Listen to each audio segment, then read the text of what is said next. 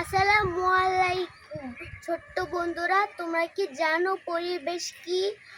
পরিবেশ হলো আমাদের চারপাশে যা কিছু আছে তাই নিয়ে আমাদের পরিবেশ।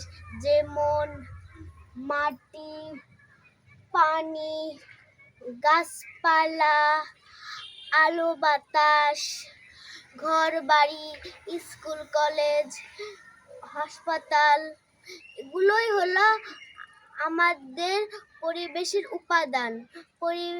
পরিবেশ দুই প্রকার: সামাজিক পরিবেশ, প্রাকৃতিক পরিবেশ। সামাজিক পরিবেশ হলো মাটি, পানি, গাছপালা, আলো বাতাস, ঘরবাড়ি, স্কুল কলেজ, হাসপাতাল, এগুলোই হলো সামাজিক পরিবেশ। প্রাকৃতিক পরিবেশ হলো মাটি, পাহাড় পর্বত, সাগর মহাসাগর, নদ নদী, গাছপালা, বন জঙ্গল, জীবজন্তু, চাঁদ সূর্য, এগুলোই হলো প্রাকৃতিক উপাদান।